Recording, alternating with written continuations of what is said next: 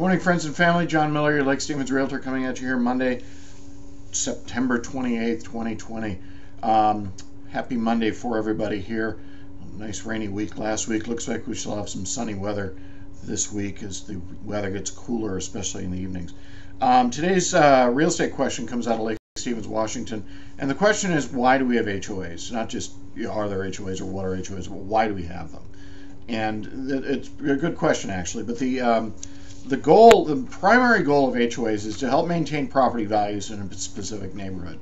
Now, as for how they do that, obviously, when seeing the hot dogs being made, as it were, that is obviously a much bigger question. As for the rules and regs and how the HOA is organized, what they maintain, how the rules are enforced, those are all a ton of other questions. But again, the primary goal is to help people maintain the property values by keeping things consistent, in neighborhood to neighborhood, keep people from painting their house hot pink or whatever it is.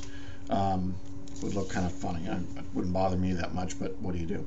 At any rate, I do get questions from people asking if I can do a search, say I don't want to live in an HOA. I don't want to live in a house that has an HOA. And there are quite a few older neighborhoods that are like that. That's not uncommon. And it can be done. It's a little problematic, but it can be done. It takes a little bit of legwork. Either way, any purchase agreement, if you were buying a house with an HOA, you do have the right to review the rules and regs of any HOA, and if there are things that you just, I don't like this, I don't like, I can't use the home the way I want to, you can rescind and get your earnest money back.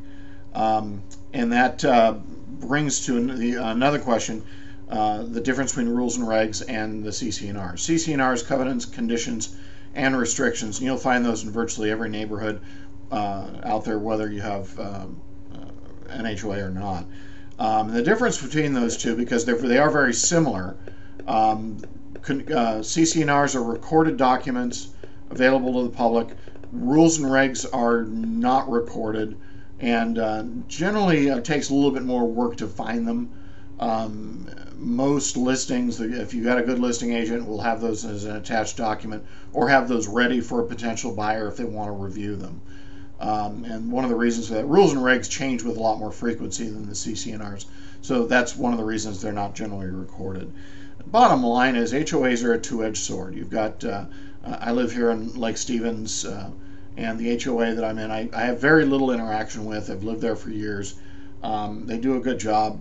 There's obviously a number of rules that I've looked at that clearly just aren't being enforced, because I don't think really it's really not that big of a problem for anyone. If rules aren't being enforced, then you might as well just get rid of them. They won't be enforced in court.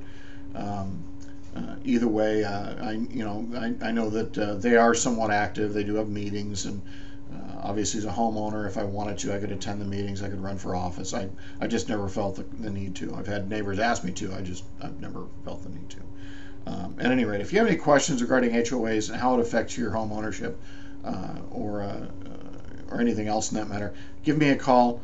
Happy to answer your questions. Interest rates this week, conventional 30-year fixed, 2.90, phenomenal rates.